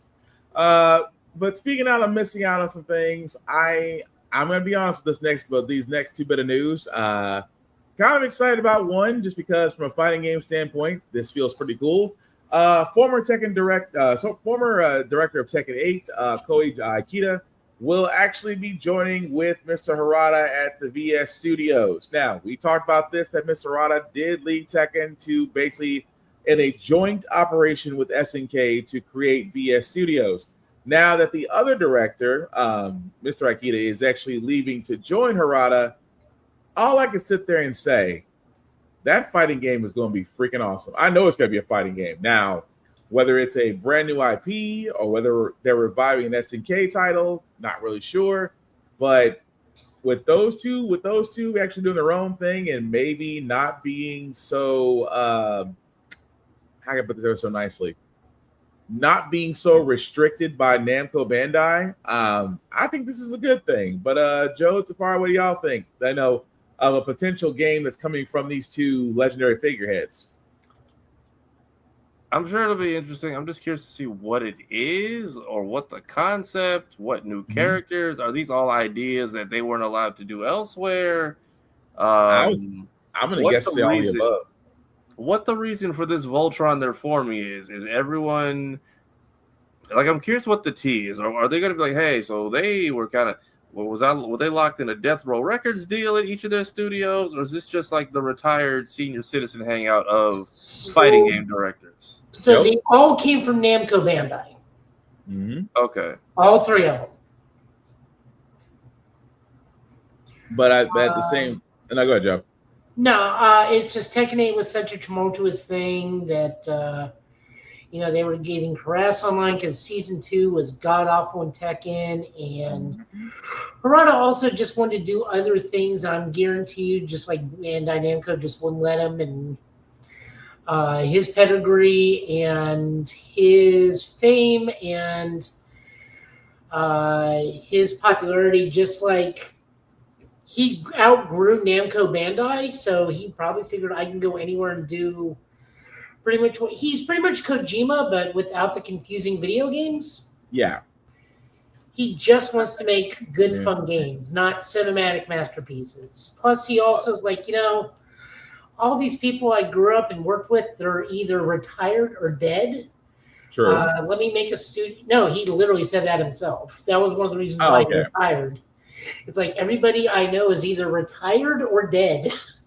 No, that's a fair point. So he just went to SNK, and I think SNK just gave him the keys to the kingdom. I mean, it's Harada, yeah. I mean, that's kind of like saying I would love to be a part of your company. Here, have everything. He literally went to a place where his catchphrase of "Don't ask me for shit" is being fulfilled. Yes. He literally, I mean, it's like Deadpool Wolverine. We will treat you so much better than those people down the street. That's what SNK pretty much said. We will treat you so much better. But no. With that being said, like I said, we don't have any more news as far as what Harada's doing. We are just waiting in anticipation what he does now that he's at VS Studio and he's very much doing his own thing. And it looks like he's getting some old familiar help. Also, in the world of MechWarrior 5, we do know that DLC details are coming September 1st. At the time of this, Joe, we don't know anything else beyond that, do we? So, this is purely speculation on my part. There are two substantial things we can do as we move forward in this timeline. Because if you look at both MechWarrior 5 Mercenaries and clans, we keep going back and forth in a definitive timeline from the time of the clan invasions until current. So we have one more of the big 4 clans to do over in MechWarrior clans, and that is Clan Jade Falcon. And if we were to do that, we'd be doing the Refusal War of 3057, which is where the last DLC was Clan Wolf. We did see some hints of the Jade Falcon stuff in there because we do run into a very prominent character from the Jade Falcon trilogy or Emerald Falcon trilogy. I forget which one it is. Okay.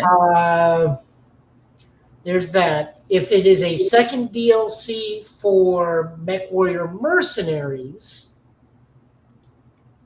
it would be Operation Bulldog, which happens in 3059, which leads to the complete eradication of Clan Smoke Jaguar. They just butcher that clan to the point where they are no longer an active clan. Damn. Okay. So those would be my 2 speculations. We did just get Chaos Reigns, which is the last one, which is kind of a holdover. I'm not going to lie. That's just revisiting the BattleTech, the animated series. That doesn't really have a big impact in the grand scheme of things. It's essentially a fan service DLC. It's a fantastic fan service DLC.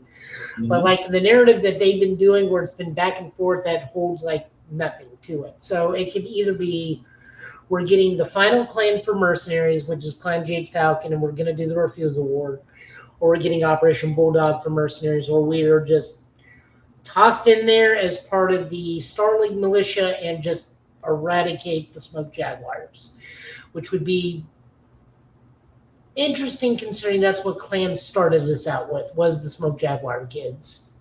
Okay. Well, that's good to consider. Like I said, like I was saying before, MechWarrior, the company behind MechWarrior, they seem to be doing right by their fans. Giving them complete DLCs, adequate pricing. You're not screwing them over by paywalls. Again, we just want to shout them out because they got that pretty much made. But a couple more trailers and then lanterns before we call it. This one is the newest character from Fatal Fury's City of the Wolves, called Duck King. And yes, as the name suggests, he does have a duck.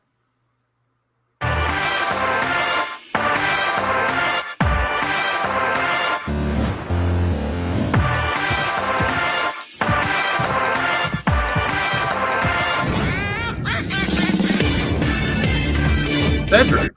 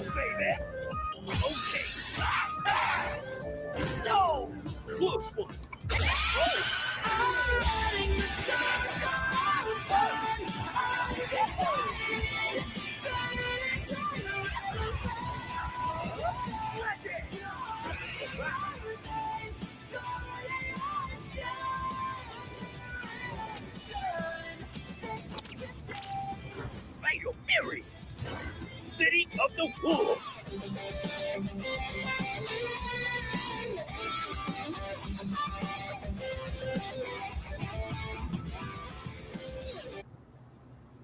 All right, so that was the trailer for Duck King out of Fatal Fury City of the Wolves. As you can see, guys, he will be available to play August 27th this year. And also, as you can see on the listing of DLC characters, he's number 3 behind Rick and Kim and Larkorn, which only leaves a mystery character for October and December.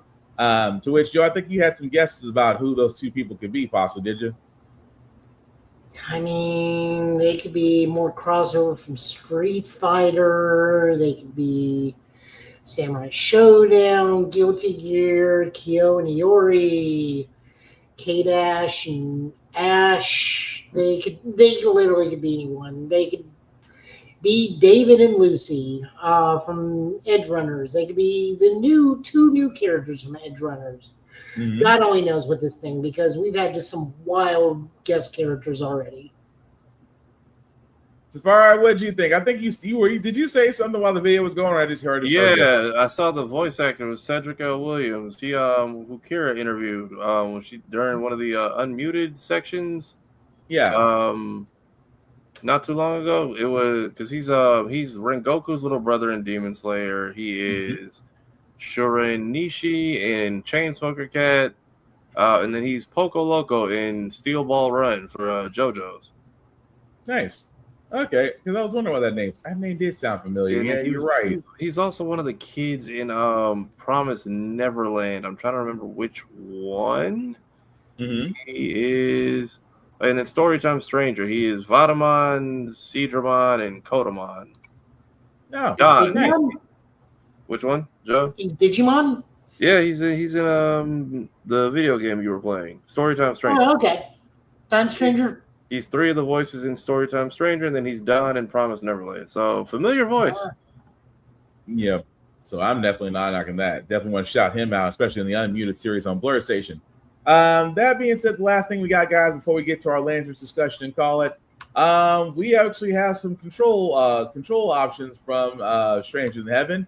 Because if you remember the Fight Night stick from Fight Night, I want to say 2003, well, get used to it because it looks like they'll be using both sides of the controller on Stranger Than Heaven. But here's a clip that actually shows exactly what we mean. Hi, Otto. Welcome back.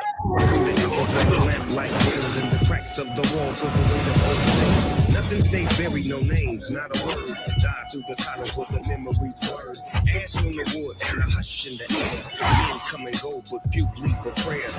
They bury the present in the past. Rumors rise slow, but the truth moves fast. Under lock and death, some names still burn. Don't read between the lines, close your eyes. I heard the answer. You better not get it. You know I did.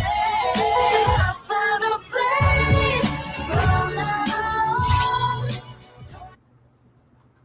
I'm sorry, but when you gut old boy's leg like a fish, the leg's supposed to come with it. But if you're looking for the mute, it's up top.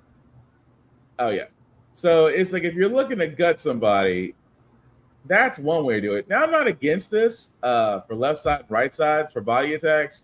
It does make for a little bit more realism. So you're not sticking to one button during your fighting, but I dig it. Now it just makes me wonder if that's right button, left button. So I guess the left trigger and right trigger is gonna be left leg, left kick. Yeah, right kick. I guess it's the bumpers to fight, but then I'm curious what the buttons are for. Like that's another thing. Not too many games where the literal side of the controller controls the side of the body. So I'm very curious to see how this plays. Yeah. But also, what do we do with the rest of like all of this? Because you go listen to sounds. That's going to be a fair question because if you're only using 1, 2, 3, 4, so theoretically you're only using 4 buttons for attacking. Theoretically.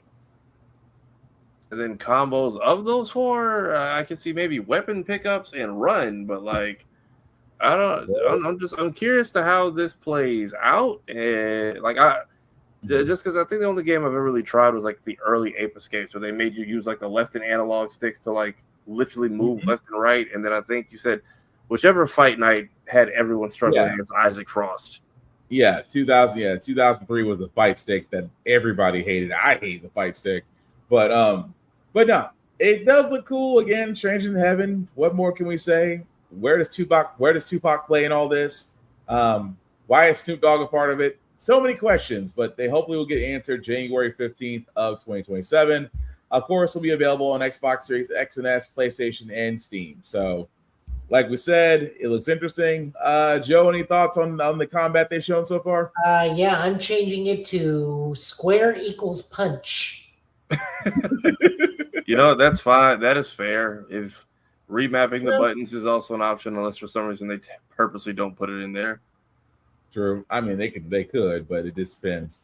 But like I said, we'll find out once we get there. But the last thing we do want to talk about, guys, is Lanterns. Again, the first episode did occur this past Sunday, and just go around the bend. I'll start with you, Joe. What were your thoughts on it? It was fine. It was what it was. The only problem I had was, what's the actor's name? Kyle Chandler did not do a good job. And I don't mean that he was a bad portrayal of Hal. He was not acting very well in this. I clocked him doing at least 5 different accents over the entire hour. Okay. If you go back, I promise you will pick up that he is speaking with a neutral tone, a Midwestern, a transatlantic.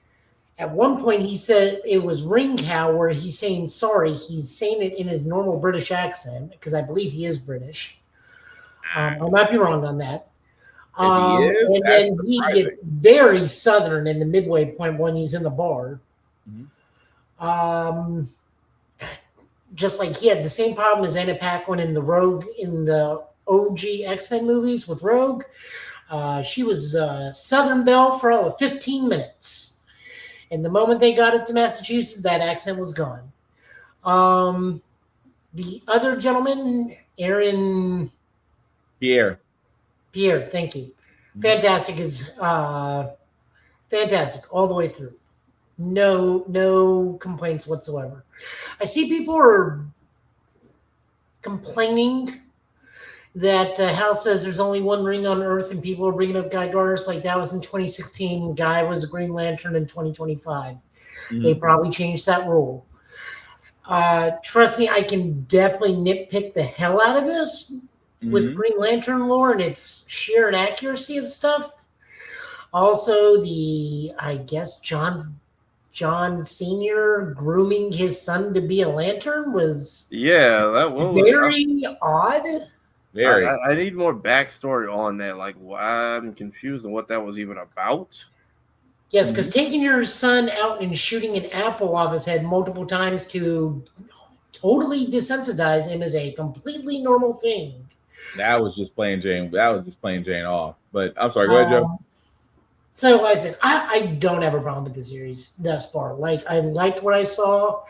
It's just Kyle Chandler's inability to maintain a singular accent. This whole thing really took me out of the character. I was not shocked by the end. It is what it is. I also know we're getting like transitions between 2016, 2006, and 2026. So it is what it is there. Or 1996, 2016, and 2026, I think is the right thing. So it was fine. I enjoyed it for what it was, but like, as a Lantern fan, I can nitpick the hell out of it from its inaccuracies. But in the grand scheme of things, aside from some acting hiccups, it was completely harmless and enjoyable. All right, Tafara? Yeah, we're one episode in. Stop trying to figure out the whole show in 45 damn minutes. I thought it was fine. It's very much. I'm seeing the Justice League Unlimited influence because the whole good cop bad cop dynamic is fine with me. I'm curious to see if we see Ma and Pa Kent, because I'm sure they were sweating bullets when a space cop pulled up on the news and they had just adopted an alien baby. Or people are theorizing what if that is the oath that Hal broke is, I don't care how much you hate Kryptonians, I'm not bringing in an infant. I'm curious to see how much this overlap is and what happened to that town in the time skip, because it looks like that ranch of militia people got like destroyed. And Hal was saying that the place where the initial, I forget the alien who gives him his ring, the place he crashed was originally that football field. And he never found out what caused him to crash. So that's why he's always, isn't that why he's always said he's always studying that spot? Yeah. At least that's my guess. That's at least in the continuity of this show. Like that. That's honestly my guess. And not to cut you off the fire, because again, I gotta see more. Like, don't get me wrong, the first episode was all world building. I'm on the other side. I like Kyle Chandler as Hal. It's gritty, it's different, it's got True Detective vibes, which again, I love True Detective. I love that series. Which is why I'm like, you know what? This is gonna be one of those episodes that you won't be able to really get a handle on in the first episode. So, this just makes you want to watch it more, at least in my opinion. But again, loved Hal Jordan, loved Pierre as Jon Stewart. Little weird that his dad was already talking about, are you not afraid? Are you not afraid? And of course, no. And then the William Tell with the apple thing with a Beretta at 42, that was still freaking weird. And also, John, how do you meet somebody and then you meet somebody? I'm gonna leave it at that if you haven't seen the episode. Yeah, like I say, very, very much Justice League Unlimited influences in there. Because once you hit him with another man's grill, I was like, also, why are we eating fake meat? Why are we eating tofu over here? Why are we eating tofu? He said, that part was like, he doesn't eat meat. Okay, that's different. But all right. But I will say from this, as a Lantern fan, I enjoyed it. I said this before on my social media. Some of you toxic fans out there have to stop with the perfect adaptations. It's not going to happen. They're all going to be interpreted a different way. At this point, with DC cutting movies and television shows and concepts, be freaking grateful we at least got this. They still could have given him the aura when he flew. And again, still might happen. Like I said before, the first episode just makes me want to watch more. But that's what I got from that. But let us know what you guys think in the comments about Lanterns. Again, it comes on every Sunday on HBO Max or however you decide to watch it. We do not judge. Yeah. But again, folks are calling fake out on the ending of the episode, but I'm curious to see. We're clearly gonna get flashbacks of him during the other years, so I'm not too worried about it. But I'm curious to see. It's a good hook to set up for a season. Oh, it definitely also is. Study your racism if you're gonna go to a red state. Ooh. Yeah, that was a weird thing. That was once he started like looking around Barack Obama, I was like, are you someone feeding you this info like in real time? I just want to sit there and just go, ooh, they definitely made sure to understand where you. It's still unclear what kind of manhunters we're dealing with. Are we dealing with Martians or are we dealing with actual robots? Because there are Manhunter sleeper agents, because that was literally a DC hero at one point called Manhunter. He was like a synthoid sleeper agent. I have chalked it up to I will let the series play out. I am not going to guess. We'll find out. That's what I've chalked that up to. I'm not even going to try to guess on which Manhunters we're actually dealing with, but I'm curious to see. I know we're going to find out before the season's over. I know that much, but